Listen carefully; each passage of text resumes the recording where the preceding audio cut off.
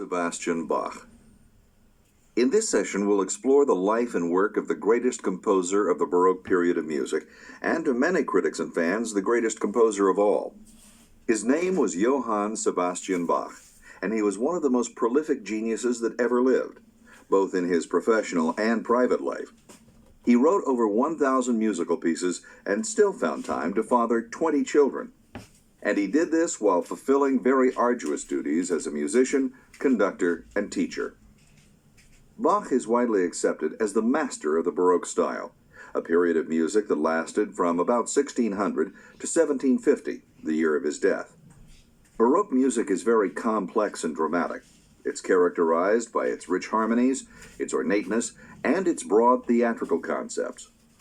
By the time Bach was writing, Baroque had begun to fade in popularity and was considered old-fashioned in some circles. Yet he brought Baroque to its culmination, finishing off the era with the best music of the genre.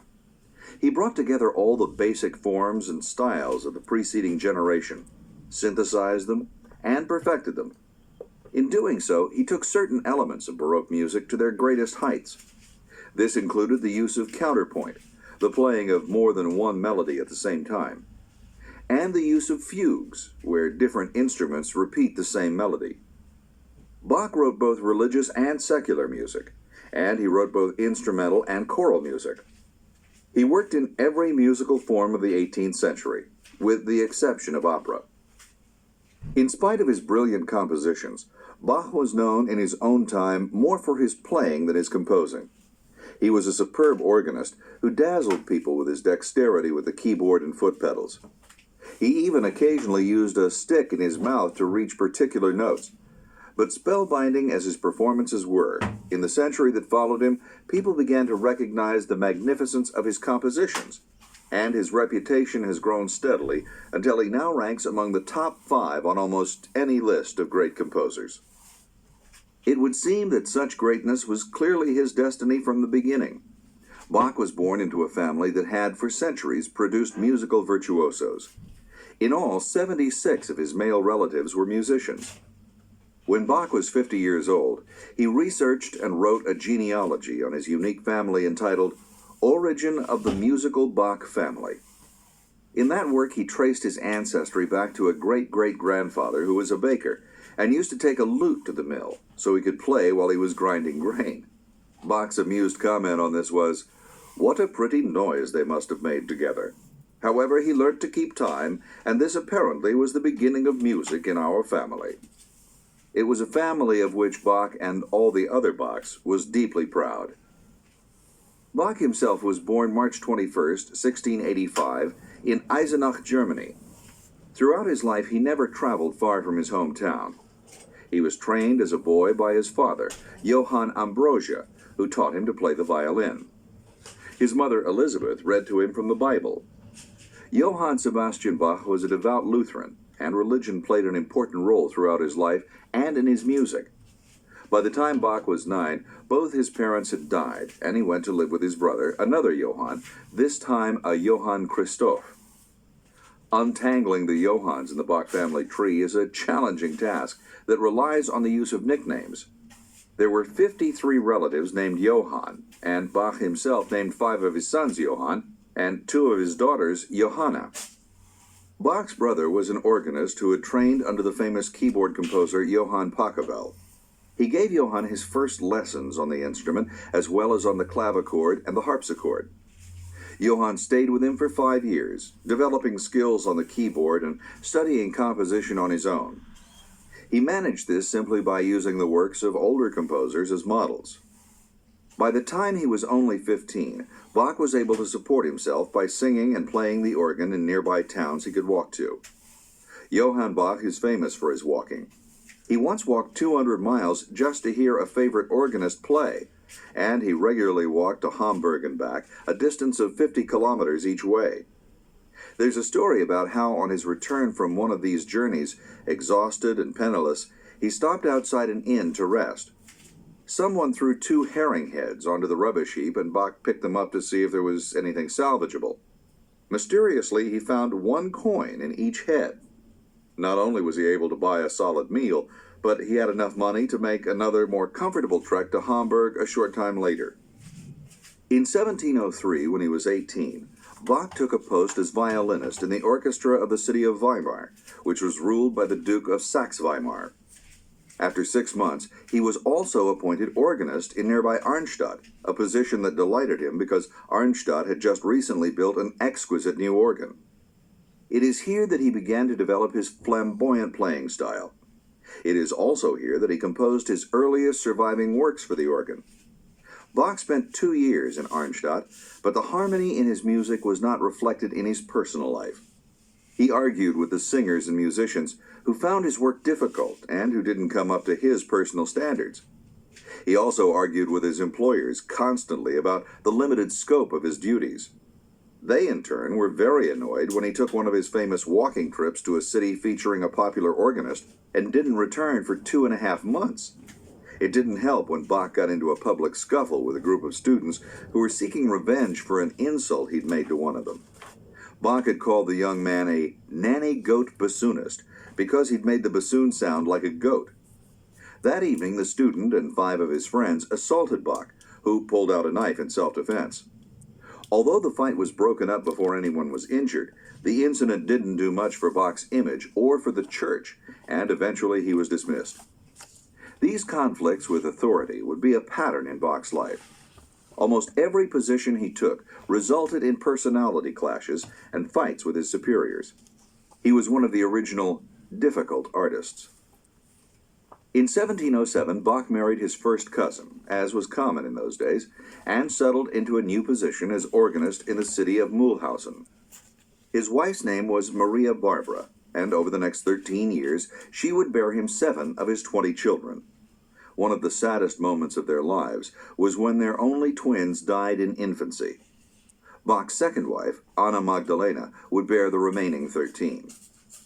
Bach's position in Mühlhausen got off to a bad start, not because of the authorities this time, but because of the public. The congregation in the church found his innovative music too difficult to understand, and he left in only a year.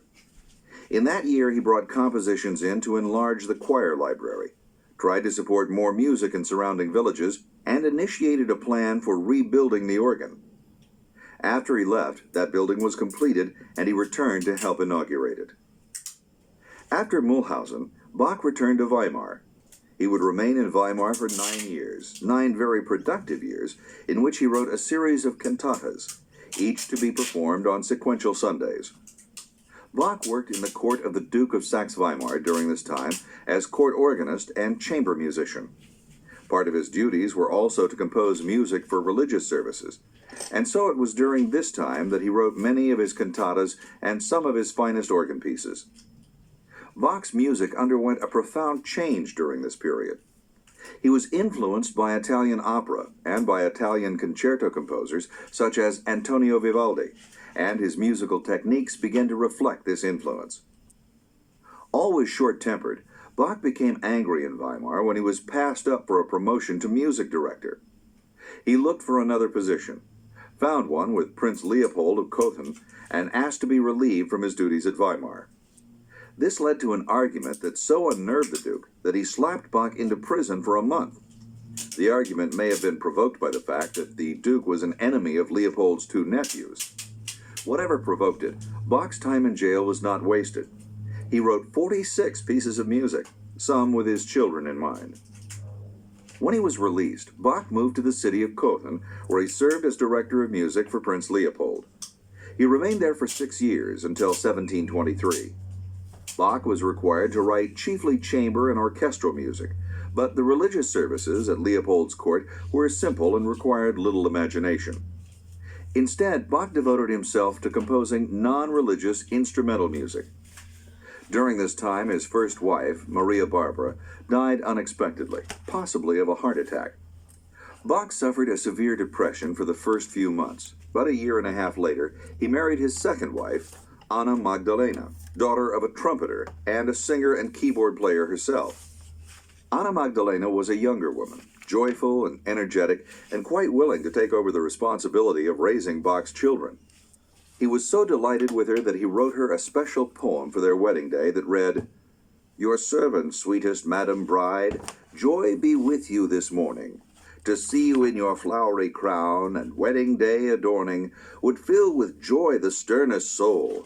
What wonder as I meet you that my fond heart and loving lips o'erflow with song to greet you. Anna Magdalena would become a valuable partner in Bach's work and helped so much with the copying of his compositions that eventually her handwriting was identical to his. She would also give him 13 more children.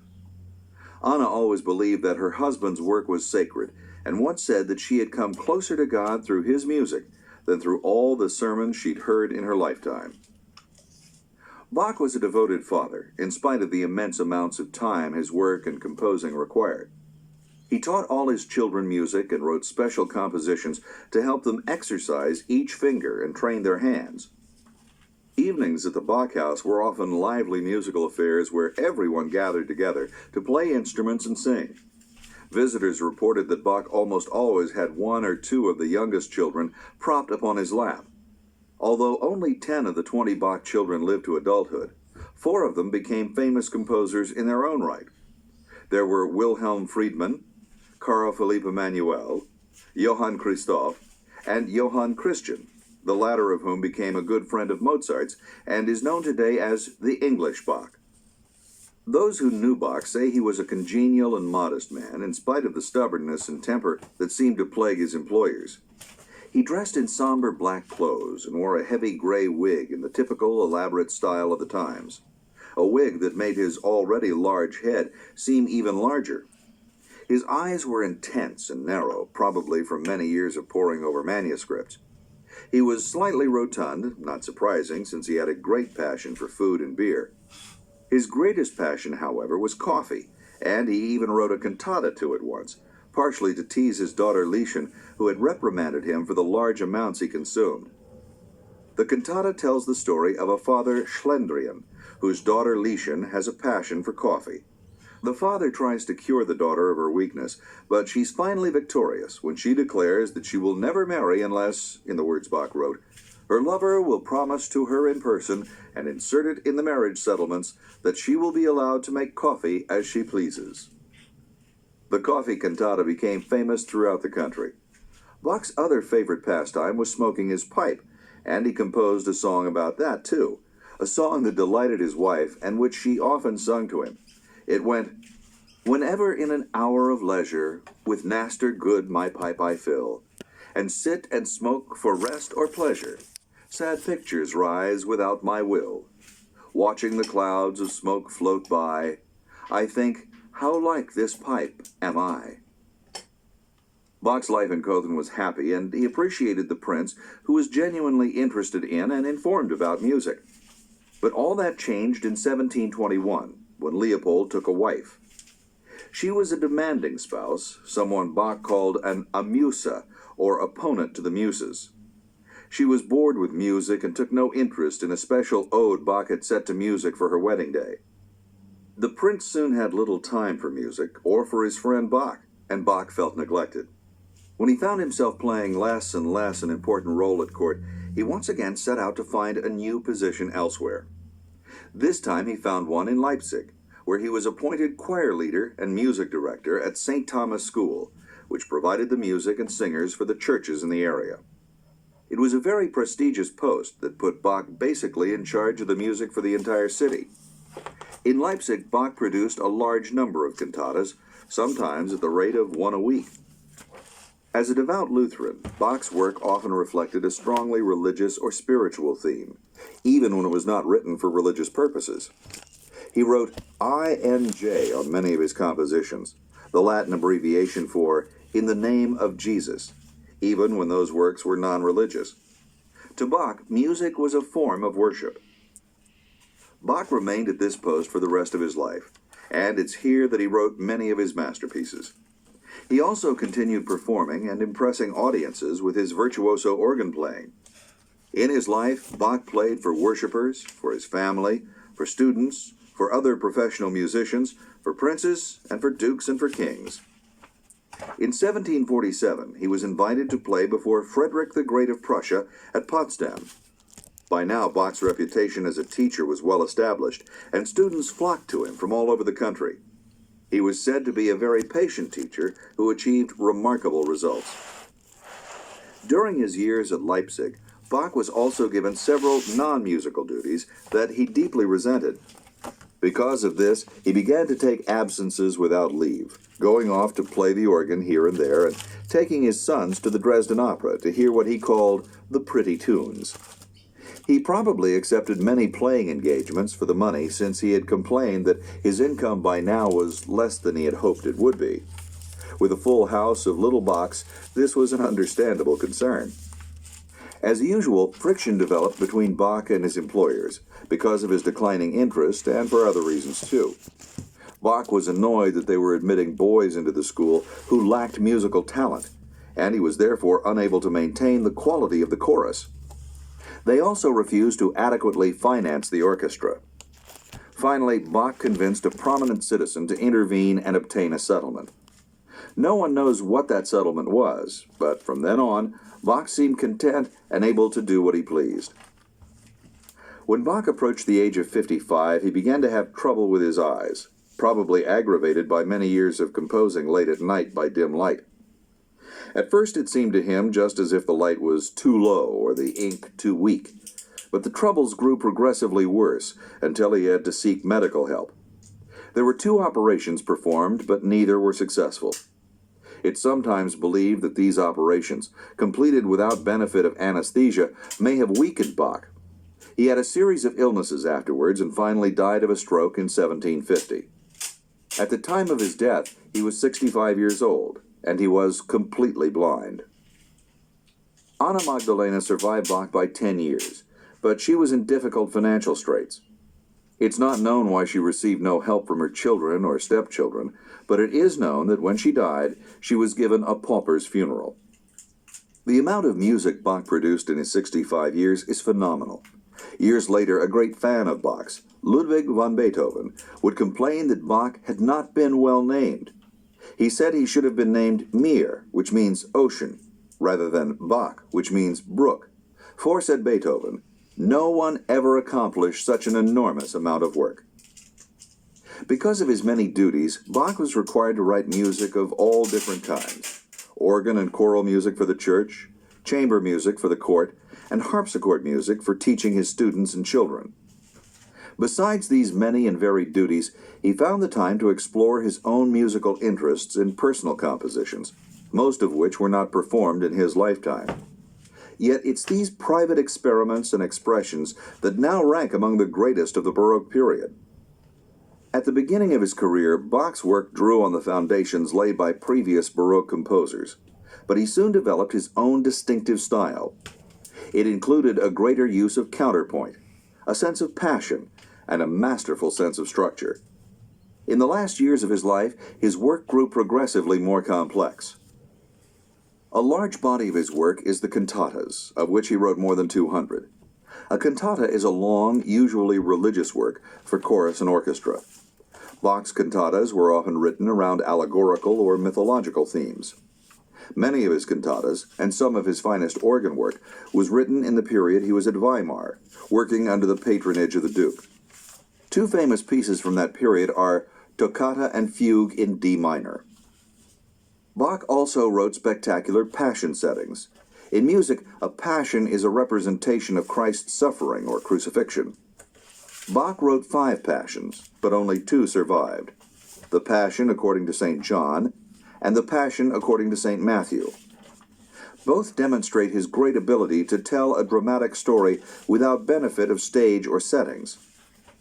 His other famous sacred works are the Easter and Christmas oratorios and the Mass in B minor. An oratorio is a large musical composition for solo voices, chorus, and orchestra, and it usually dramatizes a sacred story. A Mass is exactly what it sounds like. It's part of the church Mass or liturgy set to music. One of Bach's most beloved pieces is the Mass in B minor.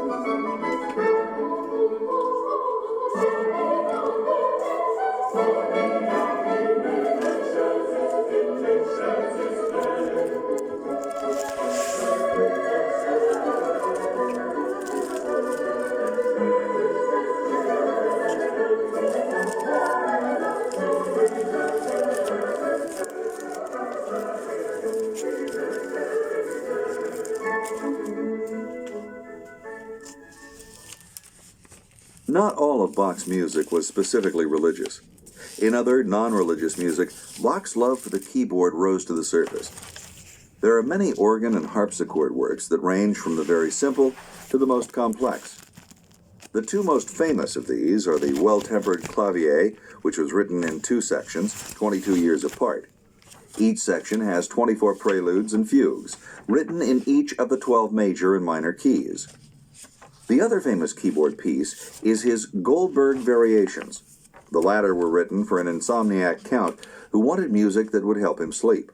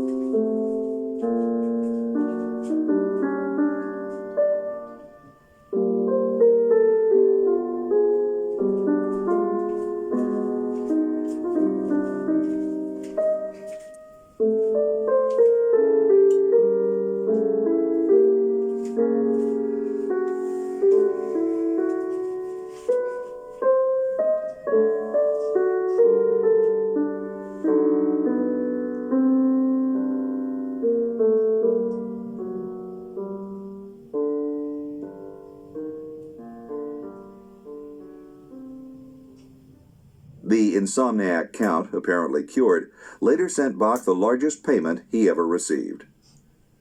There were many instruments that inspired Bach.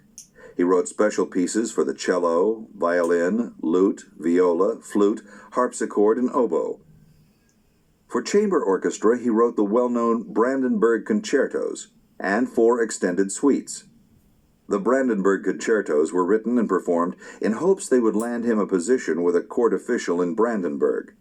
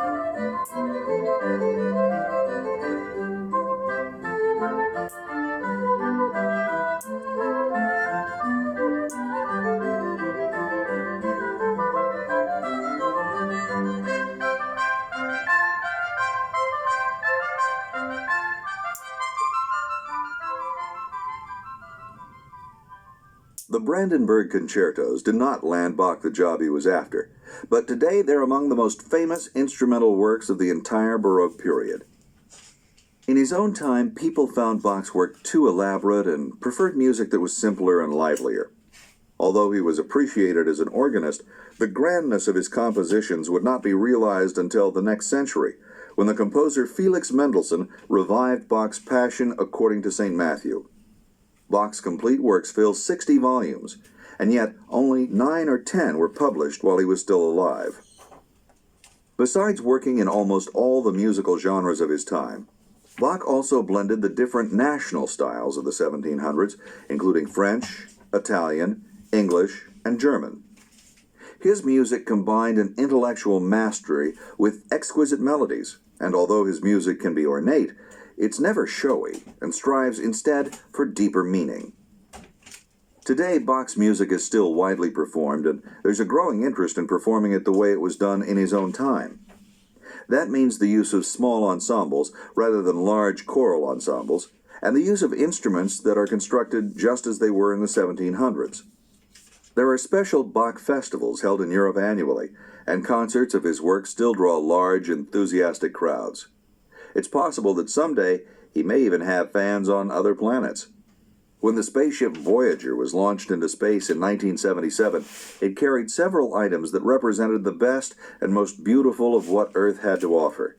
There were copies of our greatest works of art, colorful pictures of people from around the world, the haunting calls of whales in the sea, minerals and gemstones, and photographs of our mountains and forests. There were also recordings of the music of some of our greatest composers, including 3 selections from Johann Sebastian Bach. For 50 years after he died, Bach's music was completely ignored. By then, people were more interested in the new composers, Haydn and Mozart, who, along with Beethoven, had been heavily influenced by Bach, but had created an entirely new sound to classical music. With all this fresh innovation taking place, it was difficult for people to summon interest in a composer who was considered old-fashioned even in his own lifetime. Now, 300 years later, we can appreciate that, far from reverting to an old familiar style, Bach took that style and brought it to its perfection.